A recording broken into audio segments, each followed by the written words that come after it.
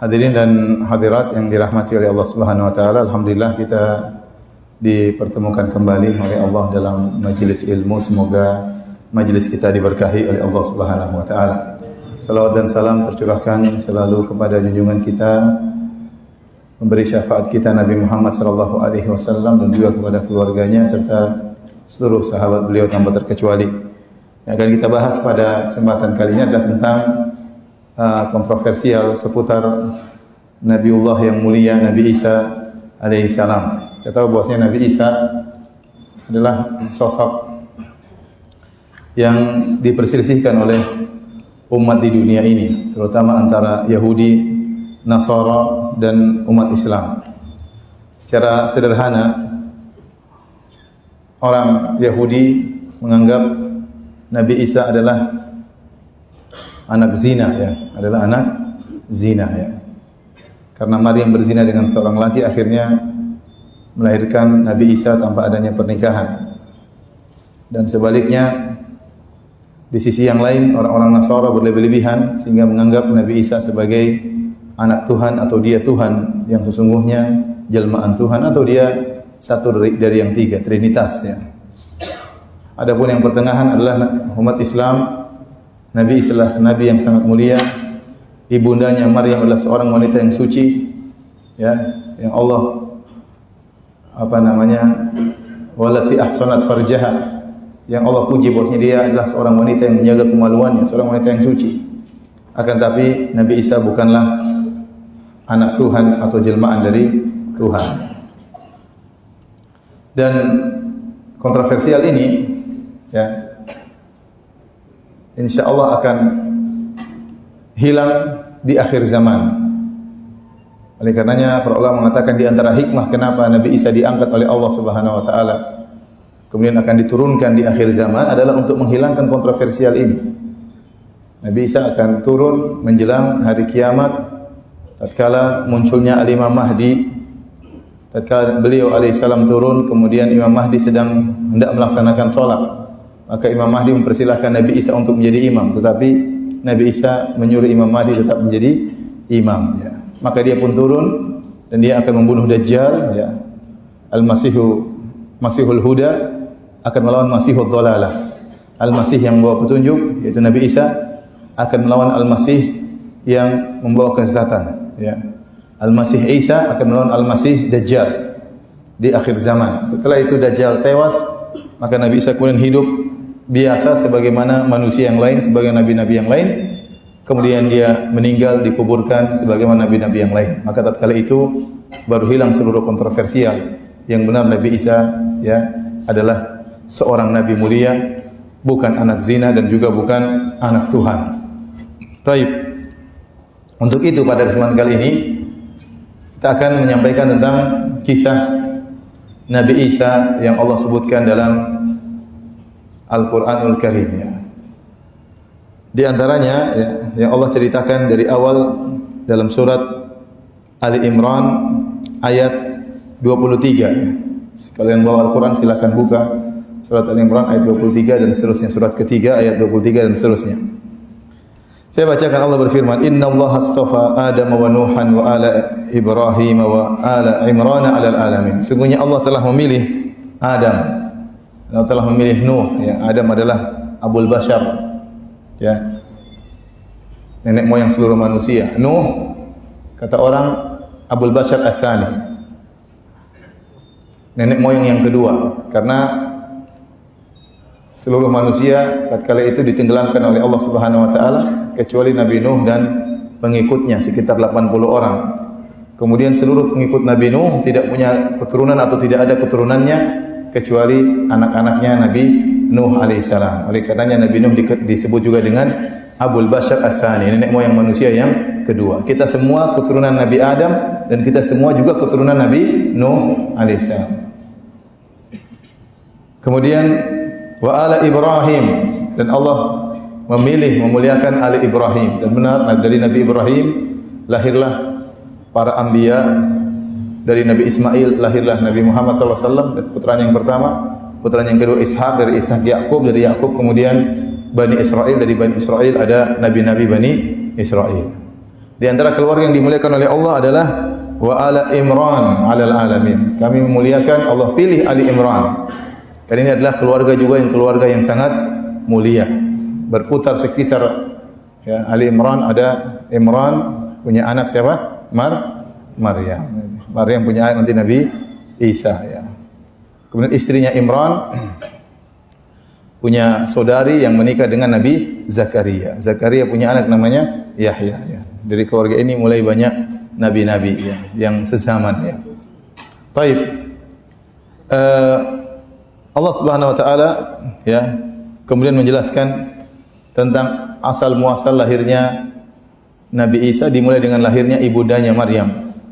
Idz qalat imra'atu Imran rabbi inni nadartu laka ma fi batni muharraran fataqabbal minni.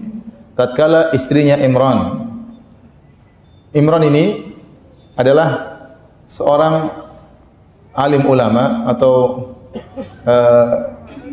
rahib yang paling mulia tatkala itu ya. Dia adalah pemimpin para rahib, terutama rahib-rahib yang mengurusi Baitul Maqdis.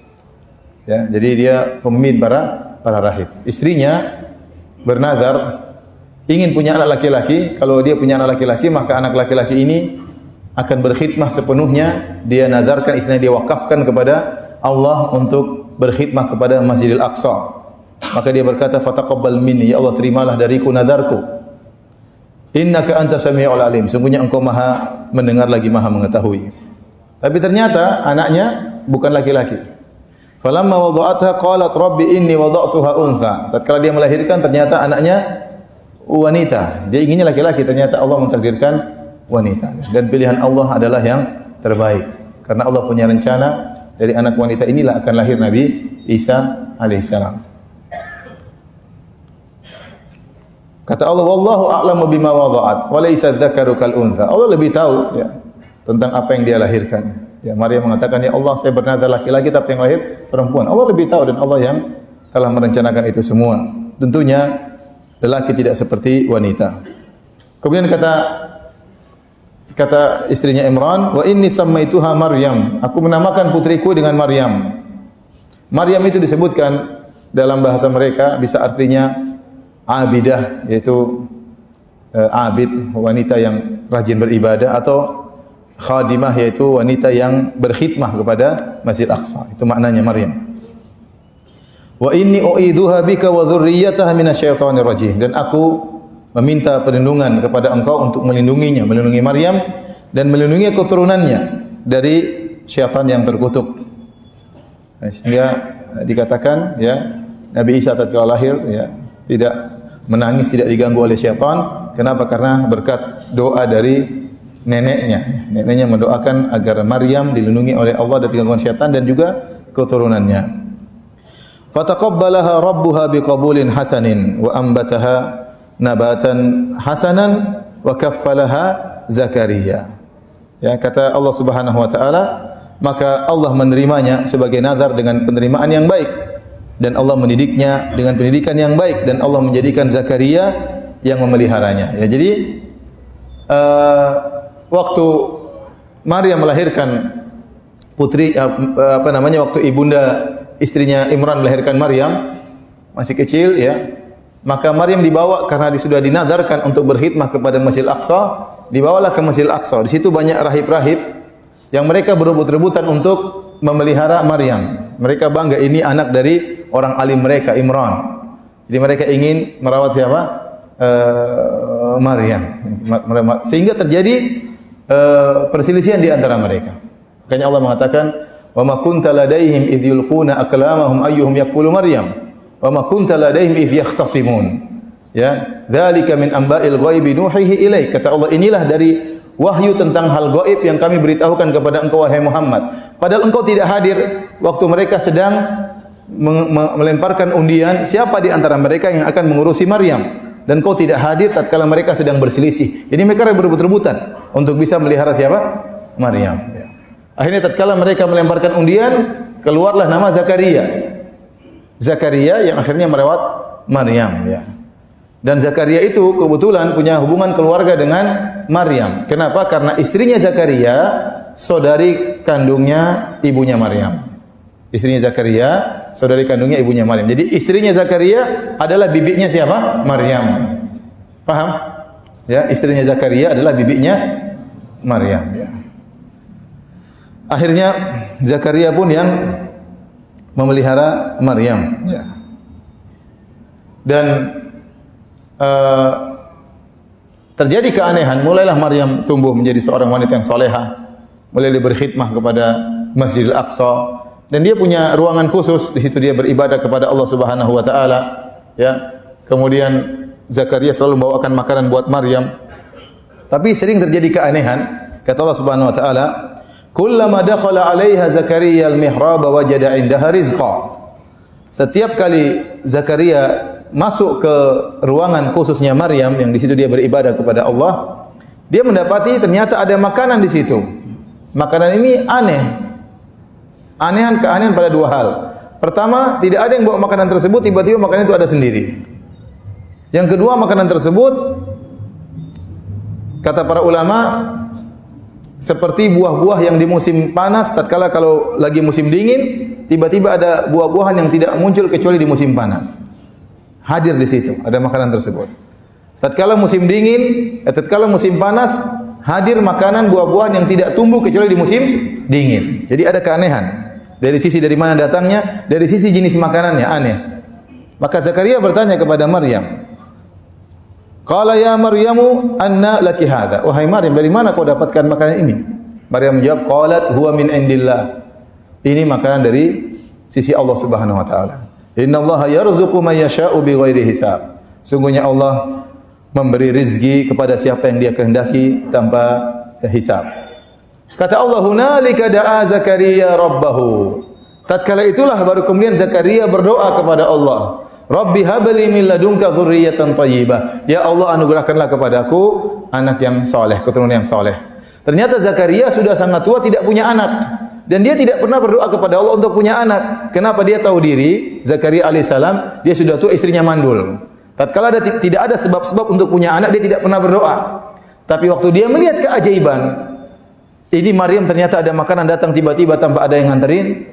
Jenis makanan juga aneh, musim panas kok ada buah-buahan musim dingin kok ada buah-buahan musim panas. Maka dia akhirnya terketuk hatinya untuk berdoa kepada Allah, nekat minta ingin punya anak meskipun sebab-sebab punya anak tidak ada. Kenapa? Dia sudah sangat tua, istrinya mandul. Gimana cara punya anak? Itulah yang Allah abadikan dalam surat Maryam. Di awal surat Maryam, ya, kata Allah, "Dzikru rahmati rabbika 'abdahu Zakaria idz nada rabbahu nidaan khafiyya qala rabbi inni wahana al-'azmu minni wa sha'ala ar-ra'su shayba wa lam akum bi du'aika rabbi shaqiyya wa inni khiftu al-mawaliya min wara'i wa kanat imra'ati 'aqira fahab li min ladunka waliyya." Dia berdoa, ya Allah, ya, iznada rabbahu nidaan khafiyya. Tatkala dia berdoa kepada Allah dengan suara yang lirih. Dia berdoa, "Ya Rabbku, sungguhnya tulangku sudah sangat lemah, sudah tua." Ada yang mengatakan umurnya sudah hampir 100 tahun, sudah sangat tua, ya. Rambutku sudah putih semuanya, ya. Semuanya sudah putih, ya. Istriku mandul, tapi saya tidak putus asa kepada Engkau, ya Allah. Dia berani berdoa, kenapa? Karena dia melihat apa? Keajaiban. Sebelumnya dia tidak pernah berdoa minta. Akhirnya Allah kabulkan, ya. Kemudian kata Allah, "Ya Zakaria, inna nubashiruka bi gulamin ismuhu Yahya, lam naj'al lahu min qablu samia." Wahai Zakaria, kami akan memberikan kepada engkau seorang putra namanya Yahya.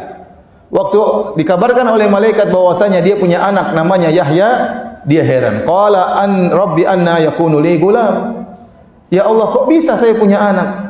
Wa kanat imraati aqira, istri saya mandul, wa qad balagtu minal kibari itiya. Sementara saya sudah sangat tua. Jadi dia tadi yang minta, waktu dikabulkan dia juga kaget, ya. Karena di luar dugaan. Ternyata bisa.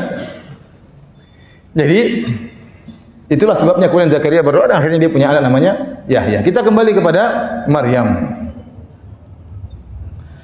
Para hadirin dan hadirat yang dirahmati Allah Subhanahu wa taala, Allah sebutkan juga kisah Maryam dalam surat Maryam dari ayat ke-16 dan seterusnya. Silakan buka surat Maryam surat 19 ayat ke-16 dan seterusnya. Kata Allah Subhanahu wa taala, "Wadhkur fil kitabi Maryama idzin tabadat min ahliha makanan syarqiyya." Ceritakanlah wahai Muhammad, ya, kisah Maryam dalam Al-Quran. Allah suruh Nabi ceritakan kisah ini. Kita dengar kisah ini, kita ingin tahu Faedahnya apa? Ya. Idzin tabadat min ahliha makanan syarqiyya. Tatkala Maryam menjauhkan diri dari keluarganya ke suatu tempat di sebelah timur Masjidil Aqsa. Jadi Maryam setelah dia dewasa, dia lebih konsentrasi untuk beribadah lagi. Dia menjauhkan diri, menjauh dari keramaian masyarakat. Orang-orang kenal Maryam. Maryam ini anaknya Imran. Imran dulu orang yang sangat soleh. Ya.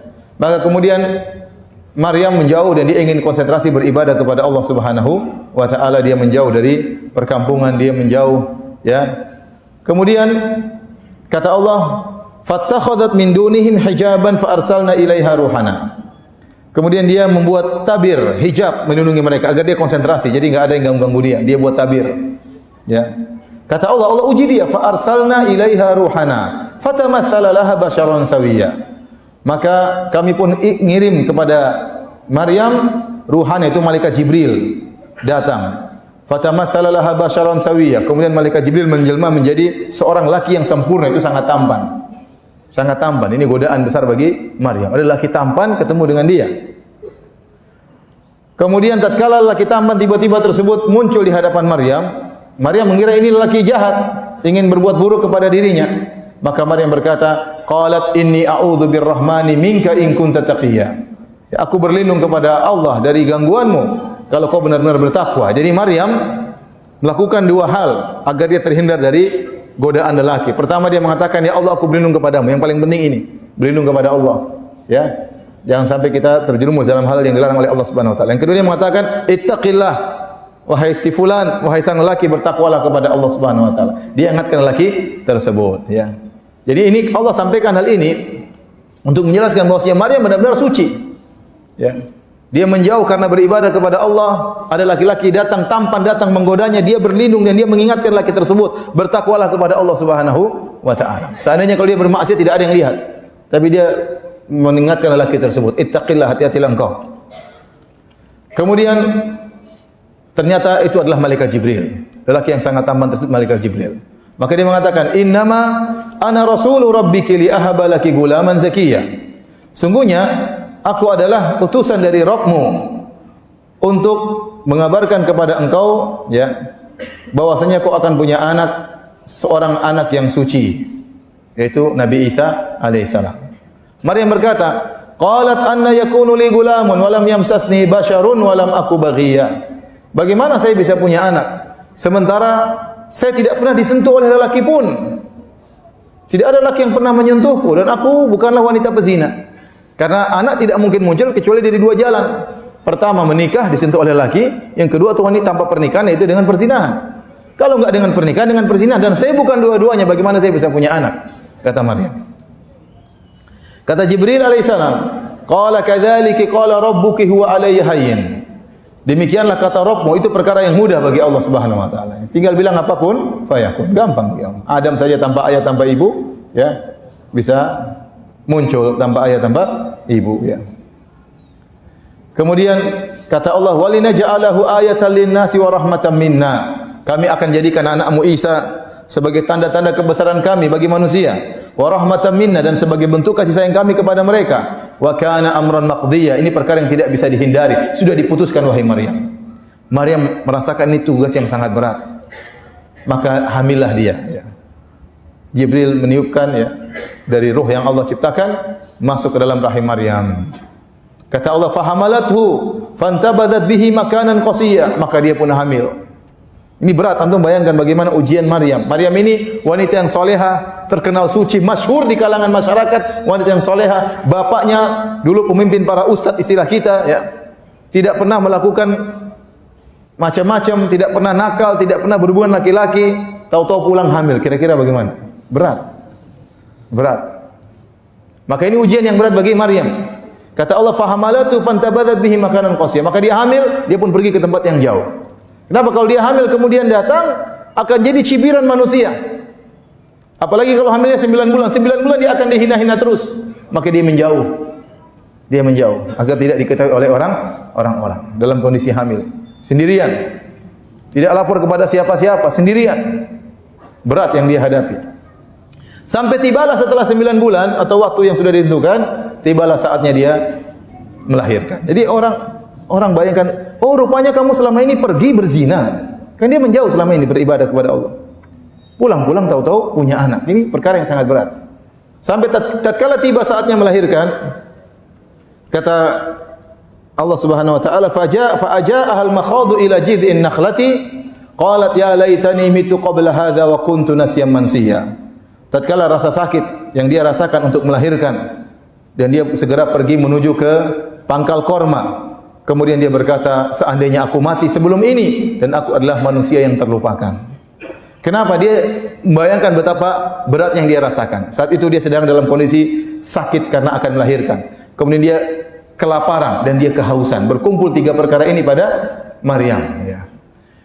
Dan dia mengatakan, sampai dia berangan-angan, coba saya mati sebelum ini. Dia bayangkan, ini anak kalau lahir, terus saya pulang, apa kata dunia? Ya, antum bayangkan kalau antum menjadi posisi dia. Ya. Ini apa kata dunia? Coba saya mati sebelum ini. Saking beratnya apa? Beratnya ujian yang dia hadapi. Kemudian Allah berfirman, "Fanadaha min tahtiha alla tahzani." Tiba-tiba ada suara dari bawahnya berkata, "Alla tahzani, jangan kau sedih wahai Maryam. Qad ja'ala rabbuki tahtaki sariya." Sungguh Rabbmu telah mengalirkan air di bawahmu, ada mata air mengalir di bawahnya. Ya. Dia kehausan, ada air, Allah siapkan air. Wa huzzi ilayki bi jidhin nakhlati tusaqit alayki rutuban janiyya. Dan goyangkanlah akar pohon korma, niscaya rutop-rutop tersebut akan jatuh dan siap kau untuk makan. Fakuli washrobi wa qarri aina, makanlah dan minumlah dan senanglah dirimu. Ya. Maryam kemudian goyang apa? Akar pohon, akar korma, maka berjatuhanlah korma rutop kemudian dimakan oleh Maryam. Di sini para hadirin hadirat yang dirahmati Allah Subhanahu wa taala, Allah mengajarkan kepada Maryam untuk melakukan sebab meskipun sedikit. Karena Maryam dalam kondisi sangat lemah mau melahirkan, kesakitan. Disuruh goyang pohon korma, enggak akan goyang pohon korma tersebut. Apalagi digoyang bagian bawah akarnya. Coba kalau antum yang goyang bukan kormanya yang goyang. Korma kalau goyang atas aja enggak bisa, kalau goyang di bawah gimana cara goyangnya? Orang kalau mau goyang bagian atas digoyang, paham? Karena Maryam kesakitan tergeletak, dia goyang apa? Ya gimana mau goyang? Tapi kata Allah, lakukan sebab meskipun sedikit. Agar akibat akan datang. Urusan akibat keberhasilan urusan Allah Subhanahu wa taala ya. Ya.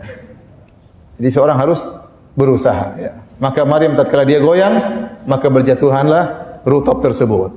Ini dijadikan dalil oleh para ulama bahwasanya Nabi Isa alaihissalam itu lahirnya bukan di musim salju. Kemudian Santa Claus turun. Enggak. Nabi Isa alaihissalam lahir di musim panas karena korma itu tidak mungkin keluar rutopnya kecuali di musim panas. Korma itu enggak akan keluar rutopnya, tahu rutop kan yang masih basah itu, kecuali di musim apa? Musim panas. Jadi tidak benar bahwasanya Nabi Isa lahir tanggal 25 Desember musim salju. Kemarin saya sempat di bandara Malaysia, saya dengan kawan saya jenggotnya panjang.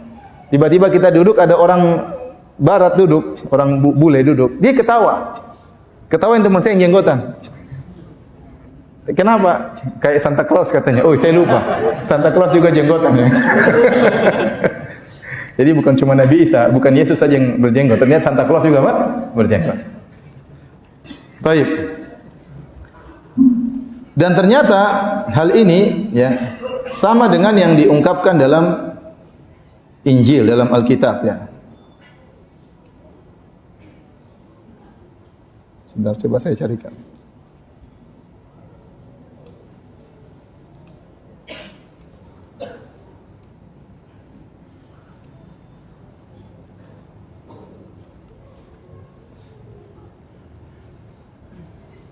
Bentar Ikhwan ya, saya carikan dulu sebentar.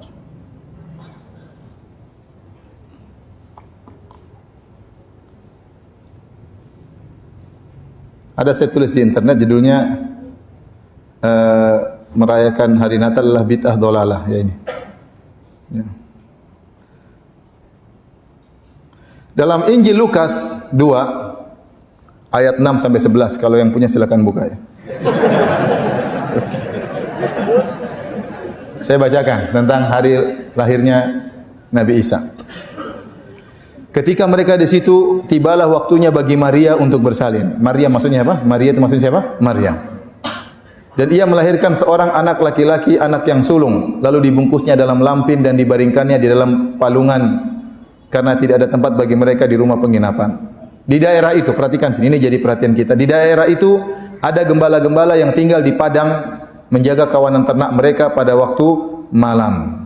Jadi waktu Nabi Isa lahir, saat itu banyak gembala-gembala sedang di luar di padang di malam hari. Dan kambing-kambing mereka dikeluarkan di padang rumput. Ini jelas, ini di waktu musim panas. Kalau musim dingin, kambing-kambing dimasukkan dalam apa? Kandang kedinginan. Ini sudah musim dingin, musim salju ditaruh keluar ya enggak. Tatkala disebutkan di sini di daerah itu ada gembala-gembala yang tinggal di padang menjaga kawanan ternak mereka pada waktu malam. Ternyata di malam hari kambing-kambing dikeluarkan dan itu tidak mereka lakukan oleh para penggembala kecuali di musim apa? Musim panas. Maka ini menguatkan kita bahwasanya Nabi Isa lahirnya bukan musim salju tapi musim panas. Tatkala korma mengeluarkan rutop-rutopnya. Ya. Oleh karenanya banyak di antara orang-orang Nasrani yang mengingkari akan hal ini. Mereka tidak percaya bahwasanya Nabi Isa lahir pada tanggal 25 Desember ya. Bahkan mereka juga mengatakan para sahabat dahulu, sahabatnya Nabi Isa, Al-Hawariyun tidak pernah merayakan hari lahirnya Nabi Isa. Ya, jadi bid'ah sebenarnya di sisi mereka. Karena mereka sebutin ya para sahabat, para tabi'in untuk versi mereka tidak pernah merayakan hari kelahiran Nabi Isa. Itu hari kelahiran Nabi Isa munculnya belakangan, tanggalannya pun tidak beres. Jadi tanggalnya tidak beres, perayaannya pun tidak pernah dirayakan oleh para Hawariyun. Baik. Kata Allah, "Fakuli washrabi wa qurri aina." Makanlah engkau dari rutop tersebut, washrabi, minumlah dari mata air yang alir di bawahmu, wa qurri aina, dan bahagialah engkau. Fa imma tarayinna minal bashari ahadan faquli inni nadartu lirrahmani sauman falan ukallimal yawma insiya. Kalau engkau melihat seorang lelaki, manusia manapun, maka katakanlah sungguhnya aku telah bernadar kepada Allah untuk tidak ngomong sama sekali.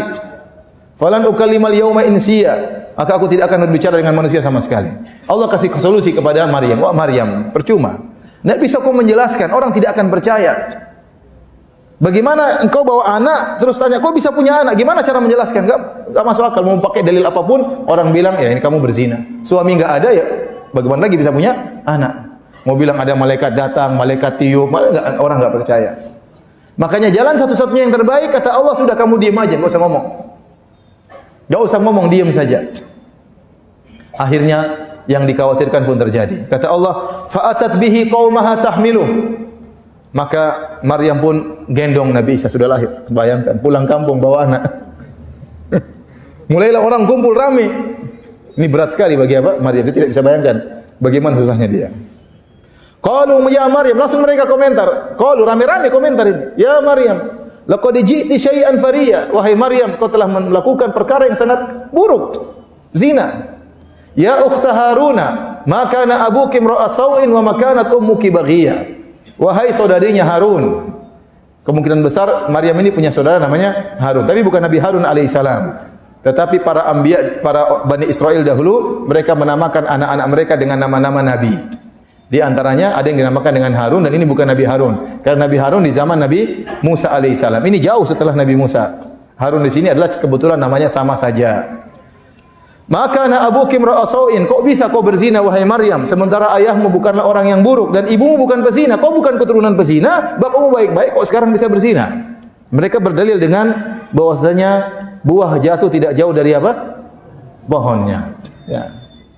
Oleh karenanya pepatah Arab mengatakan, faman syabaha abahu fama zalam. Barang siapa yang mirip dengan bapaknya maka dia tidak bersalah. Ya. Maka seorang berusaha berbuat baik agar anaknya bisa mirip dengan dia ya. Oleh karenanya mereka heran, kok bisa bapakmu orang baik, ibumu orang baik, kok kamu berzina wahai Maryam? Maryam tidak bisa jawab. Jadi tidak boleh menjawab karena tidak mungkin mereka paham. Fa asyarat ilaih, Maryam gini. Katanya tanyain sama bayiku ini. Kenapa kamu berzina? Kenapa kamu berzina? Gini aja jawabannya. Qalu kaifa nukallimu man kana fil mahdi sabiyya. Kata mereka, bagaimana kami bisa ngomong sama anak masih digendong? Tiba-tiba Nabi Isa berkata, qala inni abdullah, sungguhnya aku hamba Allah. Yang pertama Nabi Isa ucapkan dalam perkataannya, bukan aku anak Tuhan. Tapi dia berkata, qala inni abdullah, aku adalah hamba Allah. Ataniyal kitaba wa ja'alani nabiyya. Allah telah akan memberikan kepada aku Alkitab, Injil, dan Allah akan menjadikan aku seorang apa? Nabi. Wa ja'alani mubarakan aina ma kuntu, dan menjadikan aku sebagai orang yang penuh berkah dimanapun aku berada. Kata para ulama, karena Nabi Isa dimanapun dia mengajarkan kebaikan, maka dia diberi berkah dimanapun dia berada. Kemudian wa awsani bis salati waz zakati ma dumtu hayya. Dan Allah mewasiatkan kepadaku untuk salat dan untuk bayar zakat selama aku masih hidup. Wa barram biwalidati, dan aku akan berbakti kepada ibundaku ini. Walam yaj'alni jabbaran syaqiyya, dan Allah tidak menjadikan aku orang yang sombong terhadap ibundaku. Aku patuh kepada ibundaku, aku tunduk kepada ibundaku. Syaqiyya, dan Allah tidak menjadikan aku orang yang celaka. Wassalamu alayya yauma wulidtu wa yauma amutu wa yauma ub'atsu hayya. Dan Allah berikan keselamatan kepadaku tatkala aku lahir, tatkala aku mati, dan tatkala aku dibangkitkan. Ini perkataan Nabi Isa alaihissalam. Taib hadirin yang rahmati Allah Subhanahu wa taala, Nabi Isa alaihissalam di antara mukjizatnya adalah berbicara waktu kecil. Dan anehnya, saya baca dalam sebagian literatur, saya belum cek di Alkitab ya. Tetapi sebagian ulama mengatakan, Ibnu Qayyim mengatakan, mukjizat Nabi Isa bisa ngomong sejak kecil cuma ada di Al-Qur'an. Makanya Al-Qur'an itu mengagungkan Nabi Isa lebih daripada yang di Alkitab. Di Alkitab tidak disebutkan Nabi Isa sejak kecil bisa apa? Bisa ngomong. Pernyataan tentang Nabi Isa bisa kecil sejak ngomong itu dalam Al-Qur'an. Dalam Al-Qur'an. Apakah Nabi Isa bisa ngomong terus? Jawabannya tidak. Dia bisa ngomong sebentar itu saja untuk menghilangkan tuduhan terhadap ibundanya. Jangan antum kira Nabi Isa sejak kecil sudah jadi nabi. Innal hamdalillah nahmaduhu wa nasta'inuhu. Enggak. Kata para ulama, dia masih kecil bisa ngomong sebentar, setelah itu tidak bisa lagi. Kemudian dia tumbuh besar, setelah dia dewasa baru kemudian diangkat menjadi seorang nabi. Ya. Dewasa baru kemudian diangkat menjadi seorang nabi. Ya. Perhatikan di sini, Nabi Isa tatkala berbicara dia menyebutkan sifat-sifat dia sebagai seorang rasul. Pertama dia mengatakan inni Abdullah, aku adalah hamba Allah. Atani alkitab, aku punya Alkitab nanti. Sebagaimana rasul-rasul yang lain. Dan ini dalil bahwasanya Nabi Isa bukan Tuhan. Dia hamba Allah, dia bawa Alkitab. Kalau Tuhan ngapain bawa Alkitab? Langsung ngomong langsung, paham? Kalau Tuhan ngapain bawa Alkitab? Tuhan itu langsung ngomong sama makhluknya. Nabi Isa tidak ada bedanya dengan nabi-nabi yang lain, sama-sama bawa kitab suci dari mana? Dari Tuhan. Kalau dia Tuhan, dia tidak perlu bawa kitab suci. Dia ngomong langsung. Wa ja'alani nabiyya, dan dia menjadikan aku seorang nabi. Dia menjadikan aku berkah dan menyuruhku untuk salat. Dan Allah menyuruhku untuk salat. Dan kalau antum buka dalam, saya ada tulisan dalam firanda.com, antum bisa baca, yaitu Yesus manusia atau bukan, manusia atau Tuhan atau begitu. Kira-kira maknanya demikian judul artikelnya. Situ saya sebutkan bagaimana sifat-sifat manusianya Nabi Isa alaihissalam. Di antara sifat-sifat manusianya dia sebagai seorang rasul, dia salat, dia sujud, dia berdoa. Kalau dia Tuhan, ngapain dia salat? Salat sama siapa? Dia sendiri Tuhan. Kalau dia salat, dia beribadah kepada siapa? Dia sendiri Tuhan. Kalau dia salat, kalau dia Tuhan, ngapain dia berdoa? Berdoa kepada siapa? Kalau dia Tuhan, orang berdoa sama dia. Waktu dia berdoa menunjukkan dia bukan Tuhan. Dia bukan Tuhan. Dia di sifat-sifat dia. Kemudian bis salati waz zakat, suruh bayar zakat. Kalau Tuhan ngapain bayar zakat? Kalau Tuhan ngapain bayar zakat? Dia seorang nabi sebagai manusia yang lainnya. Dia bayar zakat. Ya. Dan berbakti kepada ibundanya, ya.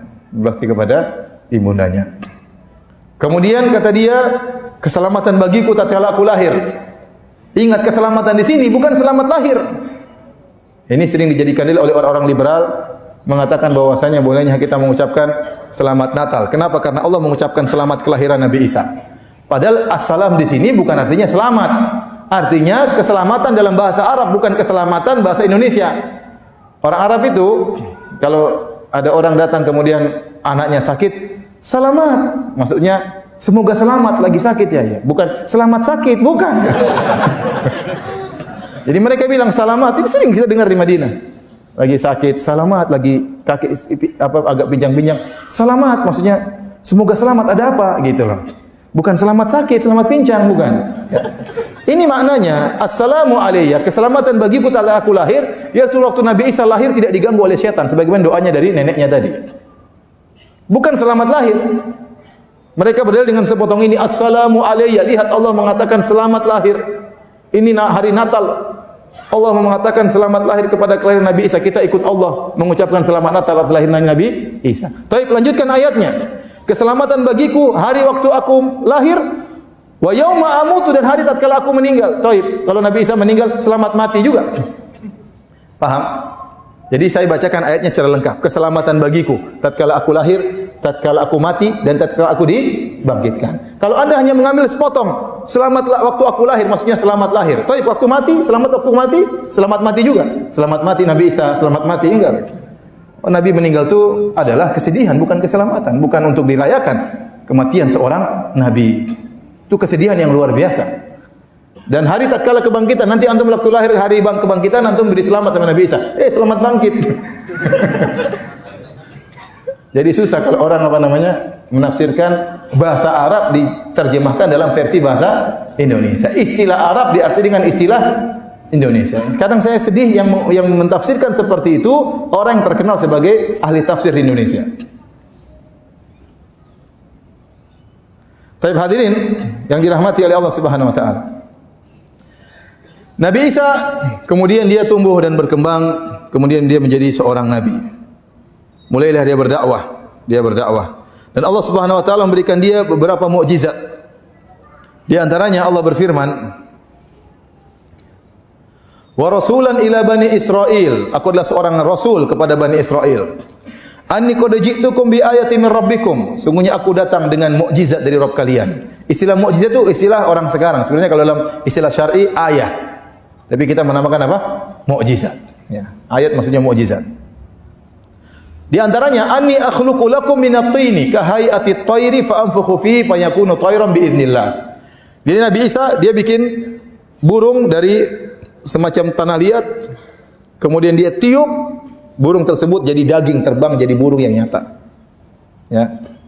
Nabi Isa di antara mukjizat demikian. Ini tanah liat, dia bikin burung, model burung, kemudian ditiup, terbang. Ya. Dengan izin Allah. Wa ubri'ul akmaha wal abrasa.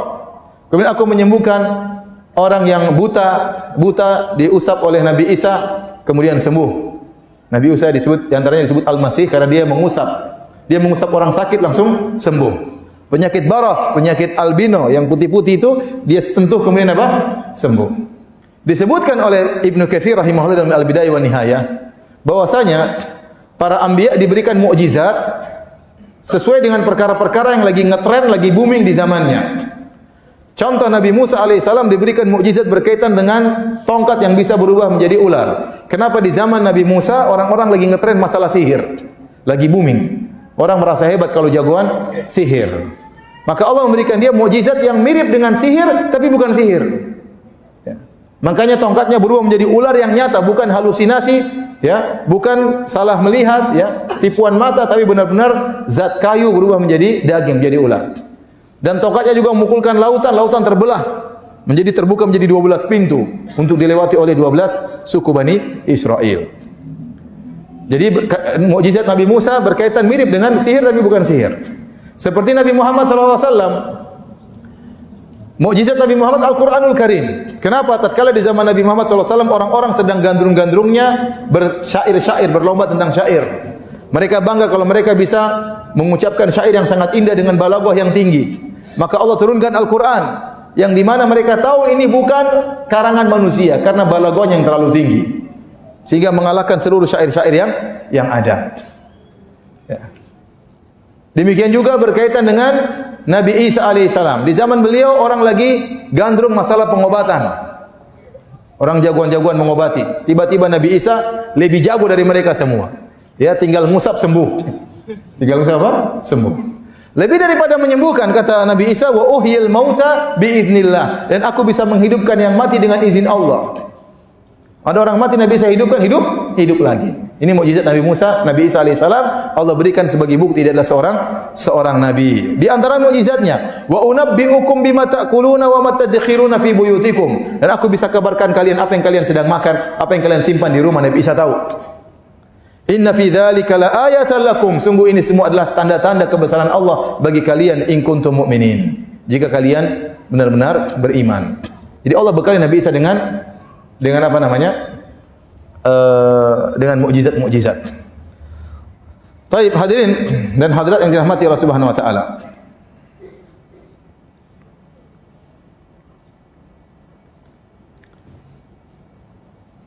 Tatkala Nabi Isa berdakwah,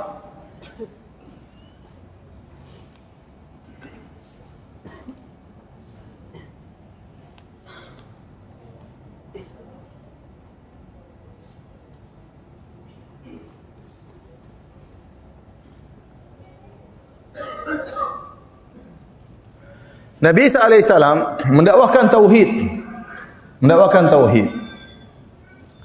Kemudian Nabi Isa juga memperbaiki ajaran-ajaran orang-orang Yahudi yang keliru dan menyimpang. Ya. Ada perkara-perkara yang berat Nabi Isa mansuhkan, jadi dimudahkan. Ini membuat orang-orang Yahudi hasad kepada Nabi Isa alaihissalam. Mereka tidak suka Nabi Isa yang menjadi nabi. Kenapa? Karena mereka berharap bahwasanya nabi yang terakhir yang mereka tunggu-tunggu adalah nabi yang hebat seperti Daud alaihissalam. Dan mereka meyakini bahwasanya nabi tersebut harus keturunan Nabi Daud alaihissalam. Dan nabi tersebut akan hebat bisa mengalahkan Romawi. Jadi Nabi Isa diutus di zaman kekuasaan Romawi. Di zaman kekuasaan Romawi. Ternyata Nabi Isa waktu diutus dia tidak berbicara tentang pemberontakan, bagaimana memberontak terhadap Romawi. Dia berbicara tentang tauhid. Dia berbicara tentang tauhid, tentang akhlak yang mulia. Hal ini membuat orang-orang Bani Israel jengkel, orang-orang Yahudi. Ini nabi macam apa ini? Kita mau nabi yang jagoan ya, yang bisa menaklukkan Romawi. Ini nabinya tidak. Nabinya ngomong tauhid, kemudian menjelaskan tentang akhlak yang mulia. Ya maka mereka enggak suka. Akhirnya mereka memprovokasi kerajaan Romawi untuk menangkap Nabi Isa. Tapi tidak ada bukti Nabi Isa tidak pernah memprovokasi kerajaan Romawi. Dia hanya menyampaikan tauhid tentang akhlak yang benar. Ya. Dan akhirnya orang-orang Yahudi berusaha untuk membunuh siapa? Nabi Isa. Oleh karenanya Allah sebutkan di antara sifat-sifat orang Yahudi adalah suka membunuh para nabi.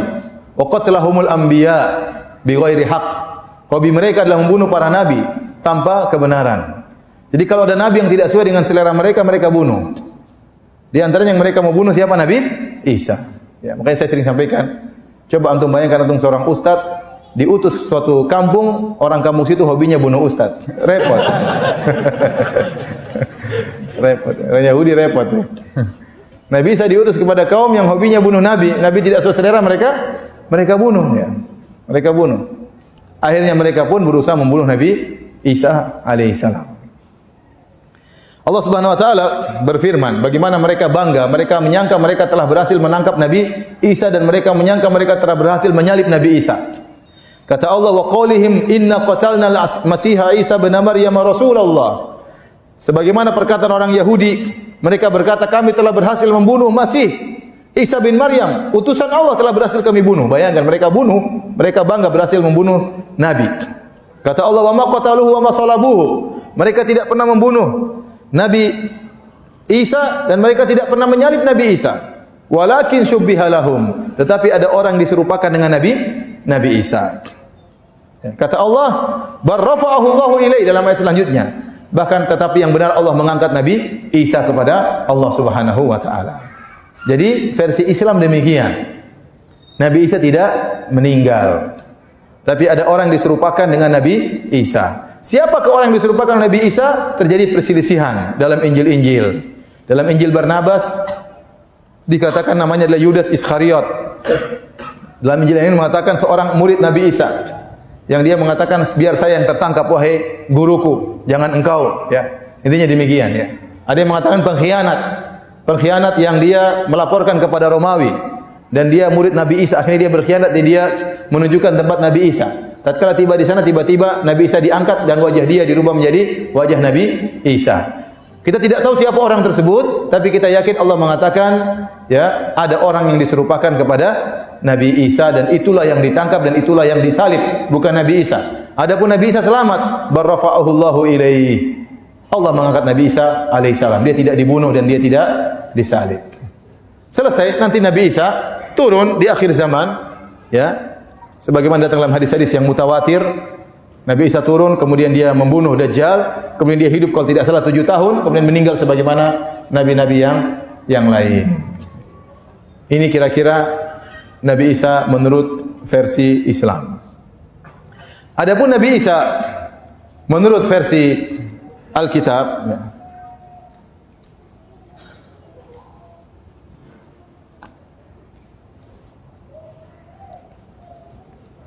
Antum bawa Alkitab tidak? Tidak kan?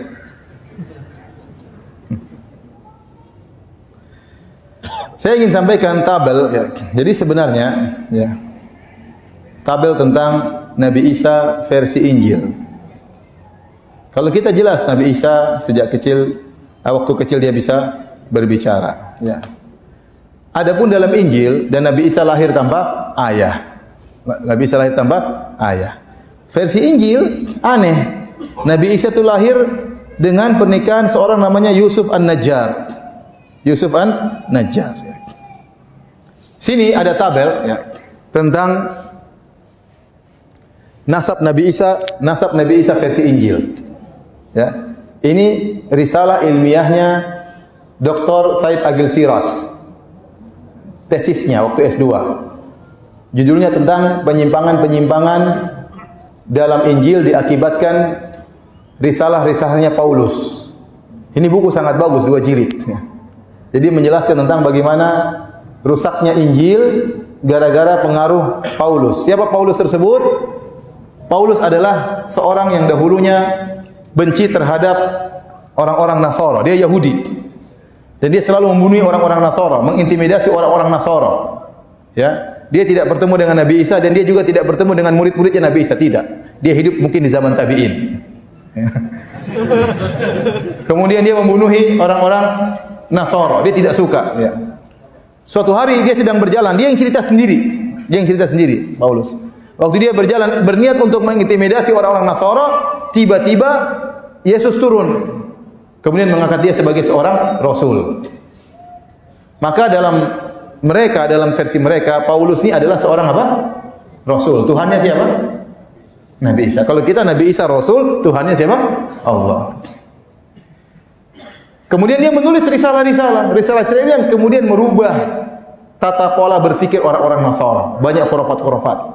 Seperti khurafat dosa turunan, khurafat tentang kebaktian, khurafat tentang masalah penyaliban Nabi Isa, ya, dan macam-macamnya. Ini semua yang menciptakan adalah siapa? Paulus. Dalam cerita dia sendiri ada keanehan. Kita tahu sejarah para rasul. Tidak ada rasul penjahat kemudian diangkat menjadi rasul, enggak ada.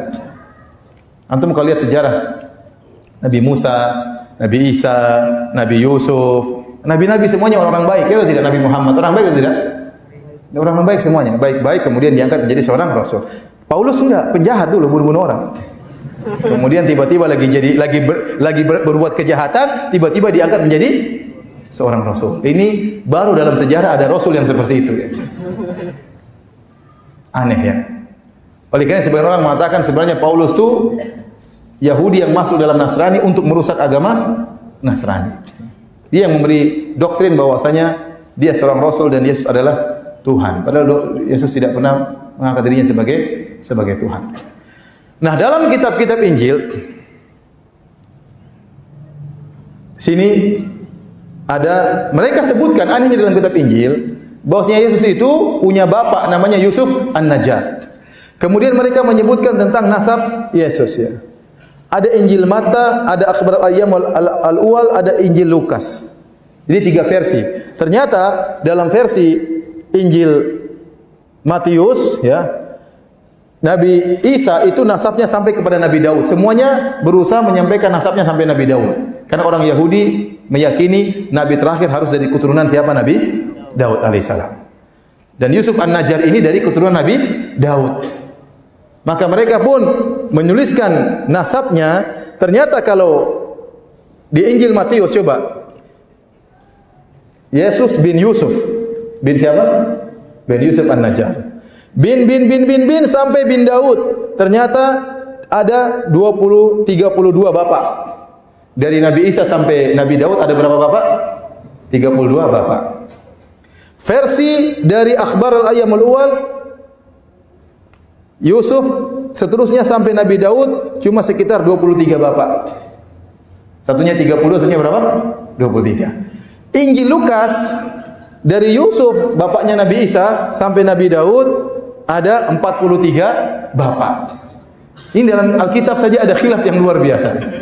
Jadi ada yang bilang bapaknya dari Yusuf sampai Nabi Daud 32. Ada yang 22, ada yang 42. Beda 10-10. Antum kira antara 20 dengan 40, 20 bapak itu tidak sedikit, itu banyak itu. Beda 10 bapak saja sangat banyak. Antara Injil Matius dengan Injil Lukas, Injil Matius mengatakan bapaknya ada 32 sampai ke Nabi Daud.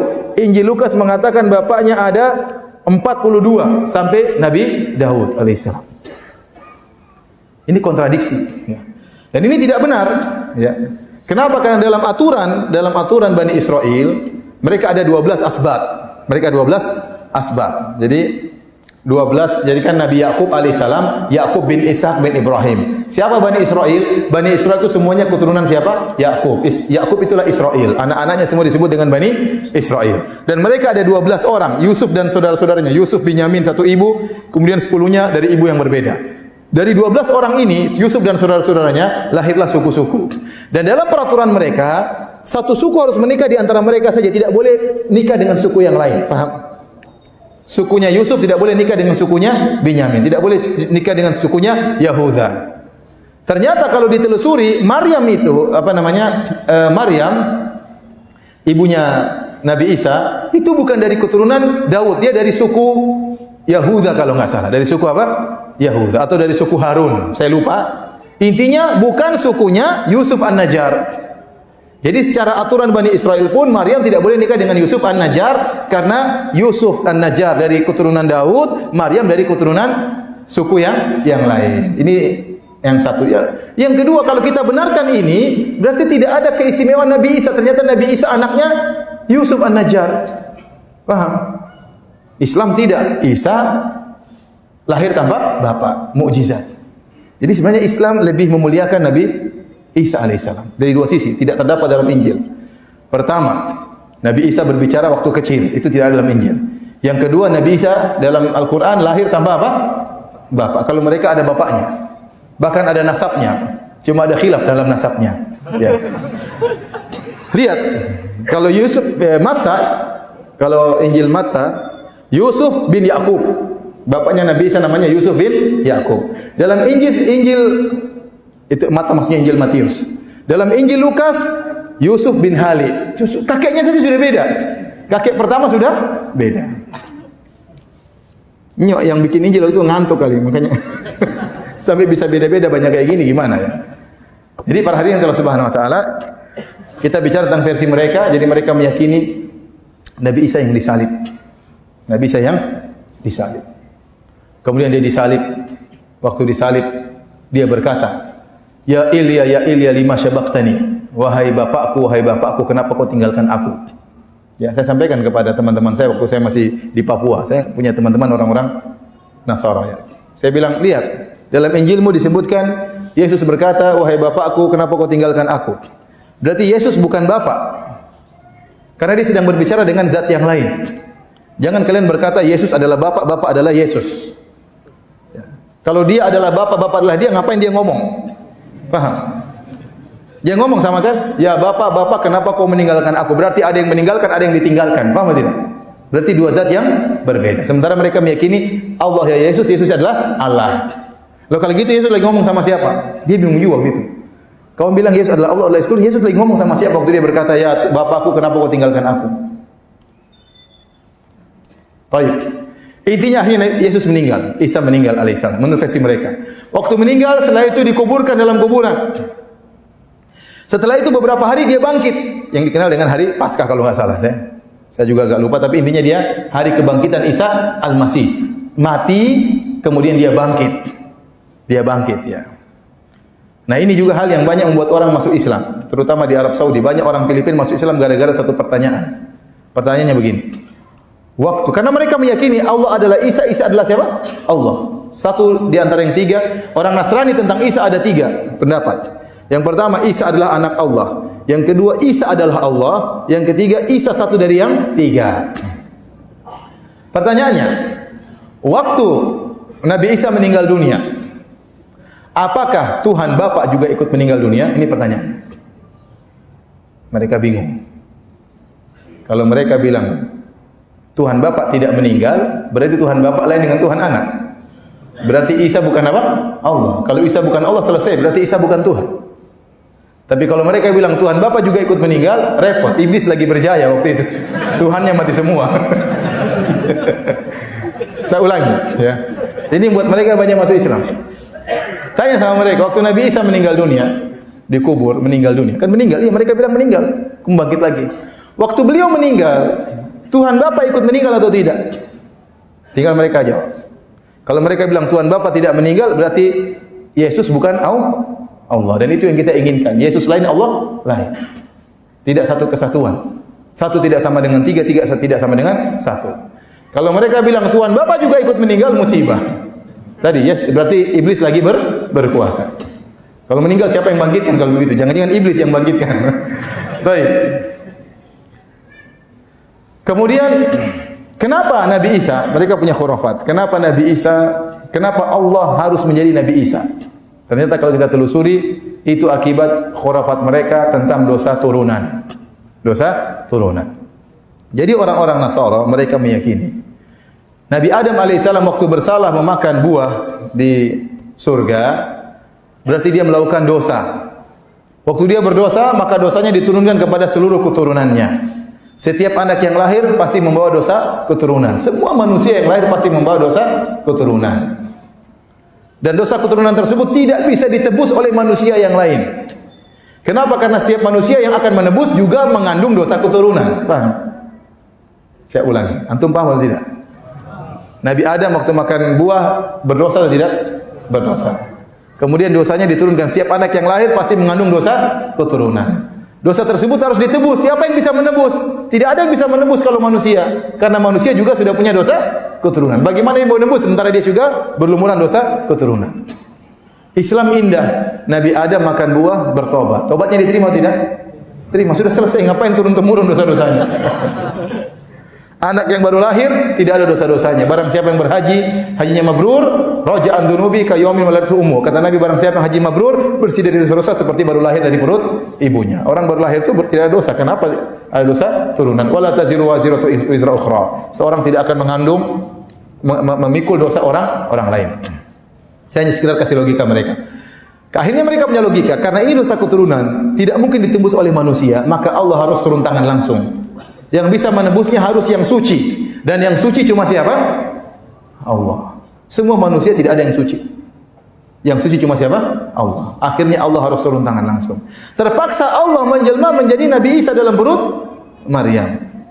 Karena harus yang suci yang bisa menebus dosa tersebut. Paham sampai di sini? Itu khurafat mereka. Pertanyaannya, Maryam suci atau tidak? Maryam manusia atau bukan? Maryam keturunan Nabi Adam atau bukan? Dia suci atau tidak? Tidak. Berarti dia juga punya dosa apa? Turunan. Sama saja. Allahnya suci, tapi numpang di mana? Sesuatu yang tidak suci. Padahal tadi aturannya yang tebus harus yang super suci. Oh, ternyata Maryam juga manusia. Dan dia punya keturunan dosa dari Nabi Adam. Berarti Allah numpang di tempat yang tidak suci. Kata mereka tidak. Maryam sudah dibersihkan oleh Tuhan. Oh begitu? Ya sudah, bersihkan aja yang semuanya yang lainnya sekalian. Begitu mudahnya bersihkan dosa dari Maryam. Kenapa susah harus turun segala macam-macam susah sekali? Ya udah bersihkan juga yang lain-lainnya. Paham? Paham tidak antum? Tayyib. Kita ikut saja alur mereka. Tayyib. Nabi Isa akhirnya Allah harus turun tangan, menjelma menjadi manusia, siap untuk disalib menebus dosa turunan tersebut. Saya tanya sama antum, ternyata Nabi Isa disalib dalam rangka menebus dosa turunan. Kalau Nabi Isa tahu misi dia turun, Tuhan turun di atas muka bumi untuk disalib, seharusnya Nabi Isa waktu ditangkap oleh orang Yahudi, dia terima kasih tidak sama orang Yahudi? Harusnya terima kasih. Ya alhamdulillah, memang ini yang saya cari-cari, tangkap saya, salib saya. Tapi kalau antum lihat dalam Injil, tidak. Nabi Isa antum baca dalam Injil, dia ketakutan, dia keringatan, dia gemetar, dia gelisah. Berarti dia tidak ingin ditangkap kan? Coba kalau dia gelisah kenapa itu berarti? Takut berarti, dia tidak ingin ditangkap. Seharusnya dia bersyukur ditangkap. Karena kalau dia tidak disalib, dosa tidak akan tertebuskan. Kita semua masuk neraka jahanam kalau begitu. Dosa itu tidak ada yang bisa tebus. Makanya waktu dia ditangkap itu harusnya orang-orang Nasara berterima kasih kepada orang-orang Yahudi yang berhasil menangkap Nabi Isa. Harusnya yang menyalib Nabi Isa benar-benar dimuliakan. Karena gara-gara mereka, kita semua terbebas dari neraka jahanam.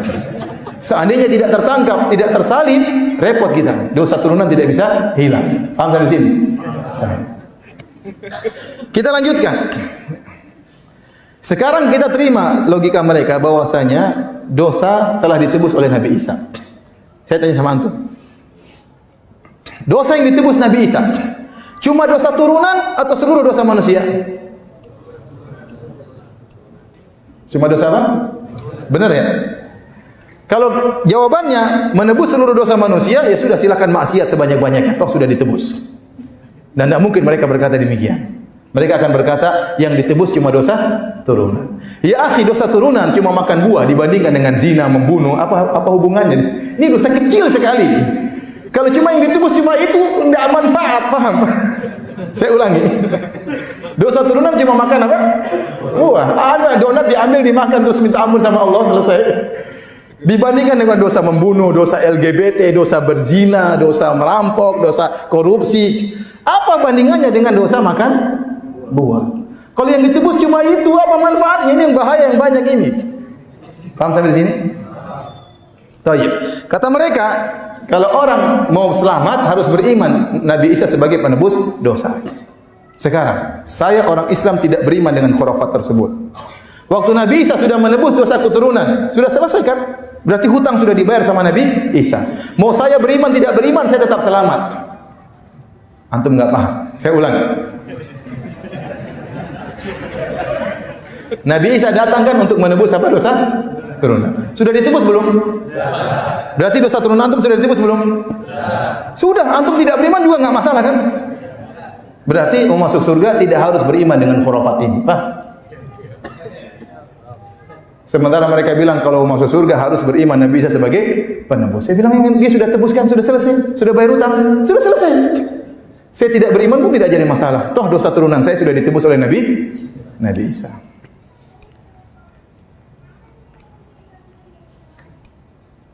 Terus kata mereka, ya bahwasanya, saya tanya sama antum, orang tua sangat sayang kepada anaknya atau tidak? Sangat sayang. Tuhan Bapa sayang kepada Tuhan anak atau tidak? Saya tanya, Tuhan Bapa sayang sama Tuhan anak atau tidak? Sayang, harusnya sayang. Allah Subhanahu wa taala waktu Nabi Ibrahim mau menyembelih anaknya, Nabi Ibrahim ingin menyembelih siapa? Nabi Ismail. Allah sayang, Allah kirim siapa? Kirim kibas, kirim domba untuk disembelih. Itu anak orang padahal. Dia tolong anak orang. Anaknya sendiri tidak ditolong. Anaknya Nabi Ibrahim anak orang bukan? Anak orang. Mau disembelih jadi atau tidak? Tidak jadi. Allah tolong, Allah kirim apa? Allah kirim kambing. Ini anaknya sendiri ditangkap, dia tidak tolong. Apa itu bapak yang sayang sama anaknya? Jadi para hadirin yang Subhanahu wa taala, subhanallah.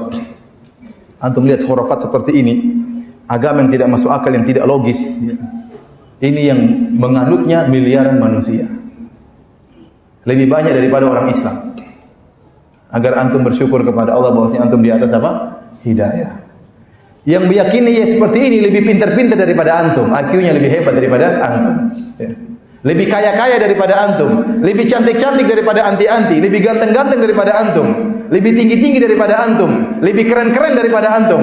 Antum yang pas-pasan gini, alhamdulillah Islam.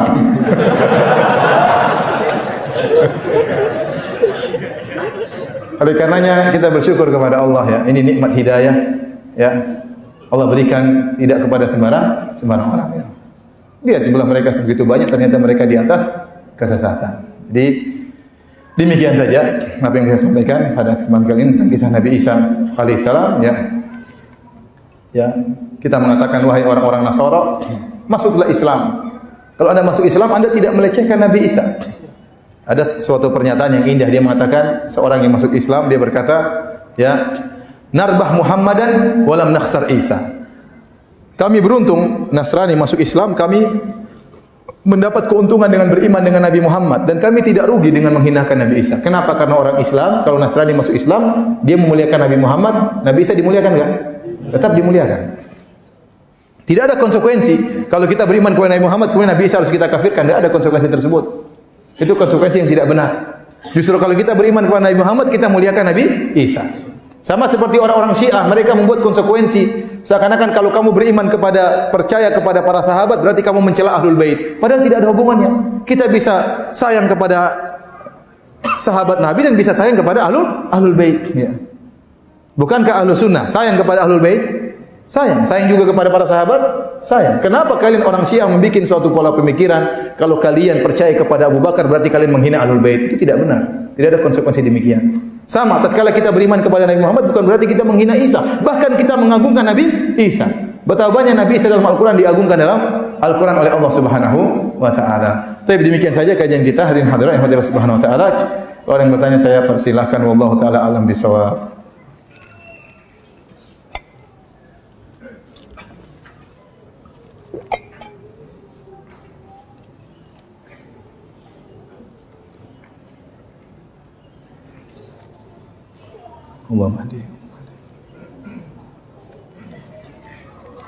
Bagaimana cara solat Nabi Isa alaihissalam? Saya tidak tahu ya. Tapi para anbiya mereka solat, para nabi mereka solat. Ya, mereka solat ya. Tapi bagaimana cara mereka solat sehari berapa kali? Saya tidak tahu ya. Tidak dijelaskan dalam hadis-hadis yang sahih. Tapi kita yakin para nabi mereka solat dan mereka tunduk kepada Allah Subhanahu wa taala. Adapun bagaimana cara solat mereka, berapa kali dalam sehari, kita enggak tahu. Bahkan Nabi Ibrahim disebutkan waktu Sarah diambil oleh Raja Mesir, dia pun solat. Dia pun apa? Solat.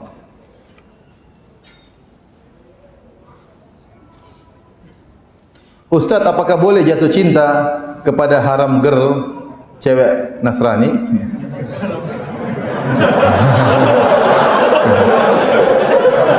Ente cari saja halal girl. Haram girl tinggalkan, syubhat girl tinggalkan. Jadi para hadirin ya. Ya akhi, masih banyak cewek-cewek muslimah yang menanti antum. Yang bertakwa kepada Allah, yang pakai kerudung, yang pakai jilbab, di antara mereka ada yang bercadar menanti sentuhan antum. Antum malah cari haram girl. Ya. Kalau sudah tidak ada baru ente cari, enggak apa-apa. Ajak saya kalau sudah tidak ada. Masih banyak bergelimbangan, masih banyak apa namanya bunga-bunga apa namanya bertebaran, masih banyak. Kumbang-kumbangnya kemana? Kambing-kambingnya kemana?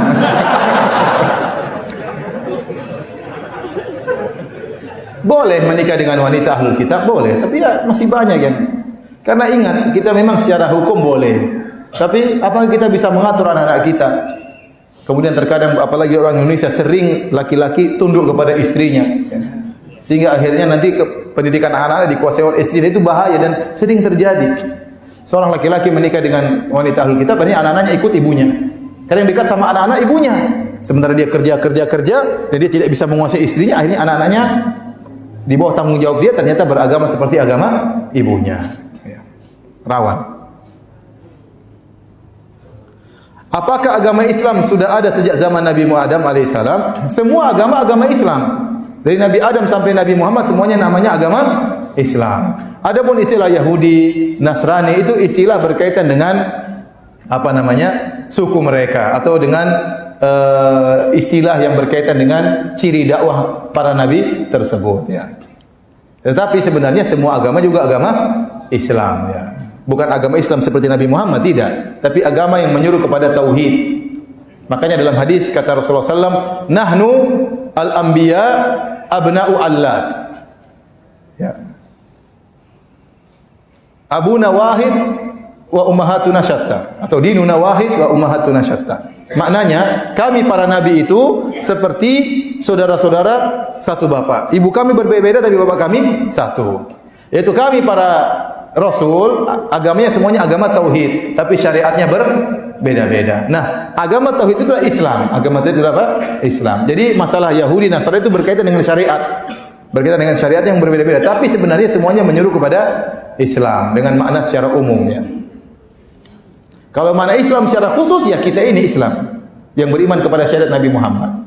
Jadi Islam itu bisa maknanya dua, makna umum, makna khusus. Kalau makna umum yaitu semua agama tauhid namanya agama Islam. Makna khusus yaitu agama tauhid plus syariat Nabi Muhammad. Berikan tipsnya Ustaz agar kita sebagai pemula hijrah bisa terhindar dari penyakit al-malas. Terutama dalam mempelajari bahasa Arab yang susahnya minta ampun. Bahasa Arab tidak susah ya. Ya bukan gampang juga, tidak. Memang kalau orang yang serius dengan buku yang tepat dan guru yang tepat, insya Allah mudah. Kita dulu punya kawan-kawan, termasuk saya dulu waktu kita masih di UGM, banyak teman-teman yang pandai bahasa Arab. Sampai sekarang masih ada. Ya, ustadz-ustadz yang dulunya kuliah di UGM, mereka waktu kuliah sudah bisa bahasa Arab. Dan sebagian mereka jadi dokter seperti dokter Rohainal Bahrain. Itu dulu anak UGM bisa bahasa Arab. Dan banyak mereka bisa baca kitab Gundul. Mereka belajar tatkala mereka masih mahasiswa. Mereka di sana dibuat daurah bahasa Arab 2 minggu, daurah bahasa Arab 2 minggu, dan mereka bisa bahasa Arab. Ya, jadi sebenarnya ada metode yang bagus untuk belajar bahasa Arab. Yang penting bisa baca kitab Gundul. Kalau orang serius, saya rasa kalau orang serius, taruhlah 3 bulan dia bisa baca kitab Gundul. Kalau orang serius, setiap hari misalnya 1 jam. Selama 3 bulan saya rasa dia bisa baca kitab Gundul. Tapi kalau mungkin seorang tidak bisa setiap hari, taruhlah dia seminggu 2 kali, setahun insya Allah sudah bisa baca kitab Gundul. Ya, tapi cari metode yang tepat, ya, guru yang tepat, buku yang tepat. Anak ingin menikah sebelum Ramadan, penting, tulisannya penting, tanda penting 3. Emang yang lain nggak penting, semuanya penting juga. Bismillah, anak ingin menikah sebelum Ramadan. Tapi akhwatnya mau setelah bulan Ramadan. Bagaimana jalan keluarnya? Ini penting kan? Pikir ada apa? Ya ente atur sama calon ente. Mau sebelum sesudah terserah ente ya. Terserah ya. Mau sebelum sesudah. Ya. Kalau sebelum Ramadan, hati-hati pas Ramadan. Ya. Jangan sampai melanggar di siang hari. Kalau setelah Ramadan berarti masih lama. Ya, diskusikan sama akhwatnya bagaimana. Ini aja baru awal sudah ribut, bagaimana kalau sudah menikah? Diskusikan baik-baik, diskusikan baik-baik. Begini tidak perlu ribut ya. Tanya akhwat kenapa harus setelah Ramadan. Diskusikan. Saya kenapa sebelum Ramadan. Diskusikan. Cari jalan keluar.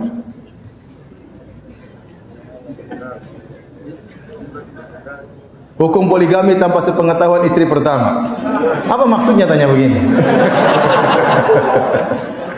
Dia sudah tahu jawabannya, cuma dia tanya-tanya saja. Apakah bagaimana dulu lulus di Universitas Madinah dan sampai jadi pengajar di Masjid Nabawi?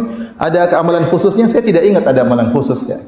Saya rasa itu rezeki dari Allah Subhanahu wa taala. Ustaz-ustaz yang lebih pintar dari saya banyak ya. Ustaz-ustaz yang lebih hebat juga dari saya banyak ya. Tapi kebetulan waktu dibuka pengajaran tersebut mereka sudah lulus. Pas saya lagi di situ belum lulus ya. Ya alhamdulillah itu namanya rezeki dari Allah. Tapi sebenarnya itu beban bagi saya, tanggung jawab yang besar. Ya. Saya setengah-setengah berat juga jalaninya ya. Mudah-mudahan diberi kekuatan oleh Allah Subhanahu wa taala.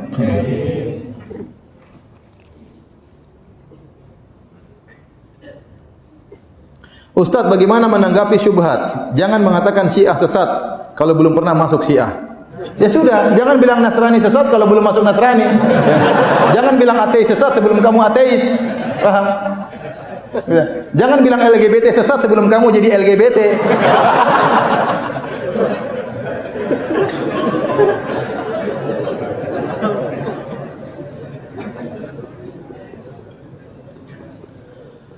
Bagaimana wujud dan sosok Dajjal sebenarnya? Apakah sosok Dajjal itu sudah berada di tengah-tengah masyarakat di zaman sekarang ini? Zahirnya belum. Adapun hadis tentang Tamim Ad-Dari bertemu dengan Dajjal masih dalam terbelenggu dalam Sahih Muslim, maka kalau hadis itu sahih berarti Dajjal sudah ada tapi sedang terbelenggu, belum keluar. Belum keluar. Ya, karena Dajjal ya kalau keluar jelas Rasulullah sebutkan sifat-sifatnya. Inna rabbakum laisa bi'awar wa inna dajjal a'warul al-ain al-yumna. Sungguhnya Rabb dalam Sahih Bukhari, sungguhnya Rabb kalian Allah tidak buta sebelah. Adapun Dajjal adalah orang yang buta sebelah. Jelas sifat-sifatnya. Ya. Dan itu belum ada sekarang. Berarti Dajjal belum muncul di tengah-tengah masyarakat. Kalau Dajjal belum muncul di tengah-tengah masyarakat, jangan antum mendajjal-dajjalkan orang ya. Ya. Ada yang misalnya mengatakan, "Oh, presiden negara itu Dajjal dia." Ya, itu Dajjal, itu Dajjal belum cocok jadi Dajjal. Dajjal lebih hebat daripada itu, Pak. Itu matanya masih waras kita bilang Dajjal ya. Enggak boleh. Ada orang di Yahudi lahir matanya cuma satu, itu Dajjal. Oh, kasihan orang cacat dibilang Dajjal. Laki kasih bantuan, jangan dituduh Dajjal orang tersebut. Dajjal itu matanya bukan satu di tengah, tidak, dia matanya dua, cuma satunya buta, satunya agak terganggu. Kata para ulama, ini rahmat dari Allah untuk menyatakan, karena dia mengaku sebagai Tuhan. Kalau Tuhan, kenapa wajahnya enggak beres? Paham? Kalau Tuhan, kenapa dia tidak bisa memperbaiki cacat yang ada pada dirinya? Apapun dia katakan, dia bukan Tuhan. Makanya Nabi jelaskan bahwasanya Dajjal itu kalian tidak buta sebelah. Adapun Dajjal yang ngaku Tuhan, itu matanya buta sebelah. Bagaimana terkait konsep Trinitas yang mengatakan Nabi Isa anak Tuhan dan masih meyakini adanya Allah? Jadi kalau antum tanya konsep Trinitas kepada saya pun tidak bisa menjelaskan. Jangankan saya, orang-orang Nasara tidak bisa menjelaskan. Antum tanya 10 kepala orang Nasara tentang konsep Trinitas, akan ada 10 pendapat. Mereka juga bingung. Apa maksudnya 1 sama dengan 3, 3 sama dengan 1? Nabi Isa sama dengan Allah, Allah sama dengan Nabi Isa. Nabi Isa sama dengan Allah sama dengan Ruhul Kudus. Tiga perkara ini siapa? 3 oknum ini, Nabi Isa, Allah sama Ruhul Kudus. Ya kan, ini 3 Trinitas. Baik. Allah adalah Isa, Isa adalah Allah. Kata mereka. Baik. Allah adalah Ruhul Kudus, Ruhul Kudus adalah Allah. Apakah Ruhul Kudus sama dengan Isa? Aneh, 3 sama dengan 1, 1 sama dengan 3. Tidak masuk logika. Ya 3 ya 3, 1 ya 1. Coba kalau antum beli mobil sama mereka, ini harganya berapa? 300 juta. Saya bayar cash ya, bayar 100 juta. Kenapa 100 juta? 1 sama dengan 3. Mereka susah. Karena kita nggak bisa masuk logika, 3 ya 3, 1 ya 1. Bagaimana 3 sama dengan 1? Mau dia logikakan, nggak masuk logika mereka, nggak akan masuk. Mereka saja tidak bisa mencerna hal tersebut, sehingga banyak mereka hanya ikut-ikutan, hanya taklid buta.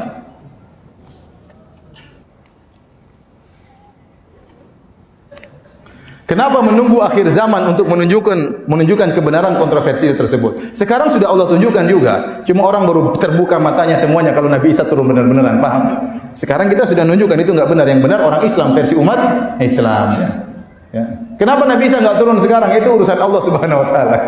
Kenapa Dajjal enggak keluar sekarang? Kenapa antum enggak mati sekarang? Kenapa enggak kiamat sekarang? Itu urusan Allah Subhanahu wa taala.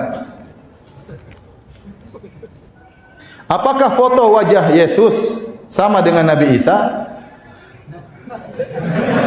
Siapa yang pernah foto Yesus? Tidak ada. Nabi Isa itulah Yesus versi orang Nasrani. Kita Nabi Isa. Adapun lukisan-lukisan itu berbeda-beda. Ya.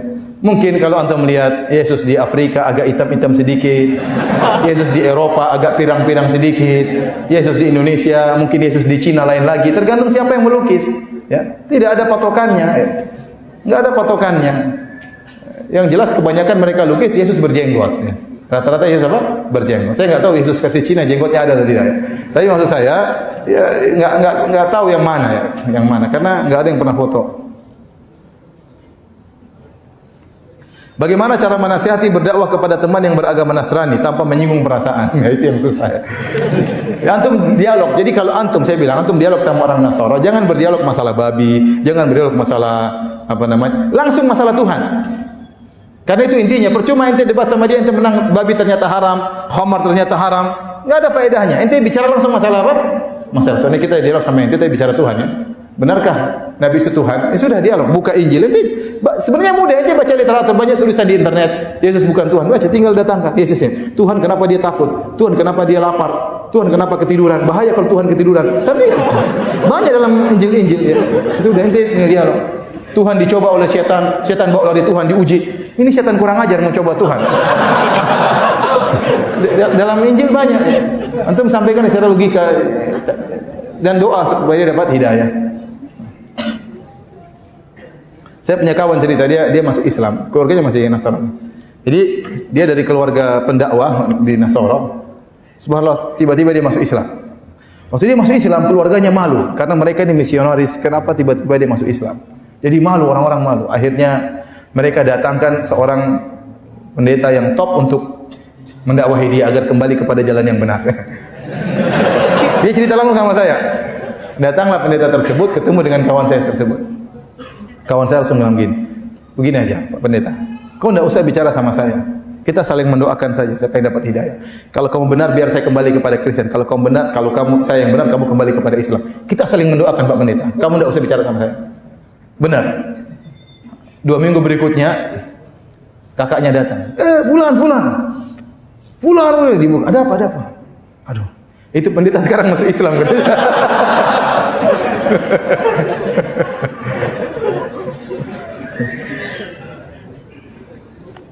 Bagaimana caranya bermuamalah berinteraksi dengan orang non-muslim? Tidak apa non-muslim kita. Nabi dulu berinteraksi dengan orang Yahudi. Nabi jual beli dengan orang Yahudi. Selama mereka baik, kita baik. Kita beramah tamah dengan mereka.